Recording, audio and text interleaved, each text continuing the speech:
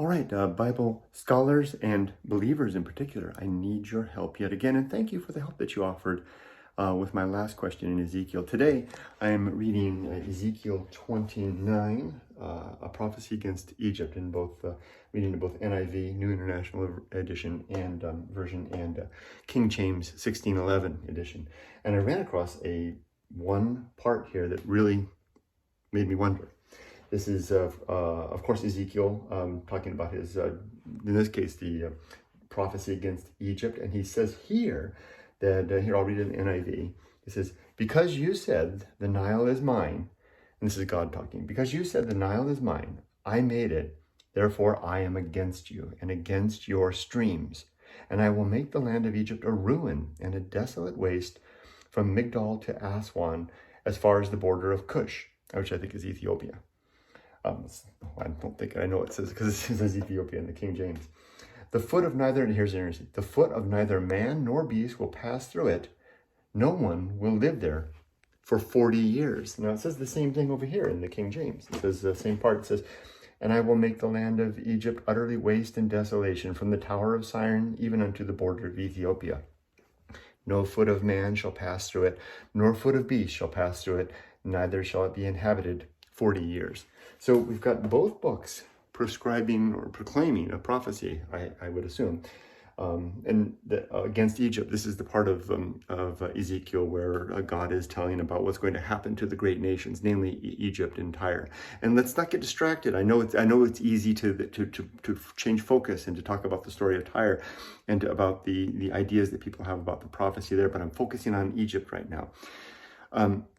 My question for you is, did this ever happen? Or, I guess you could say that it hasn't happened yet, but has it happened yet? Now we can get an idea. I mean, that's a pretty specific prophecy. 40 years in which time neither the foot of neither man nor beast will pass through it. That's saying a lot. I can see, 40 years is a long time for another man to come through, but beast, neither? What was there a fence around around the entirety of Egypt? To outline that no beast came into it. Now we can kind of get an idea here. Now, the Babylonian exile began in 597 BC. Ezekiel was written apparently, or the story, so to say, is written by Ezekiel about 5 years after Ezekiel arrived in Babylon. So we can say that about 592.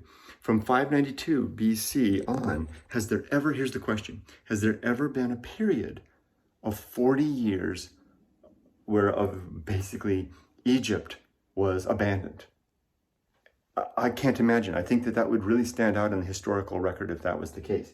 So either this prophecy hasn't happened or it hasn't happened yet. I'm not sure, or maybe someone will tell me it has happened and point out the instance in which that case has happened. And again, let's focus on Egypt. I know Tyre is another story altogether. It's tempting to go that route, but I'm really curious to know about Ezekiel's prophecy for Egypt here, outlined in Ezekiel 29:8.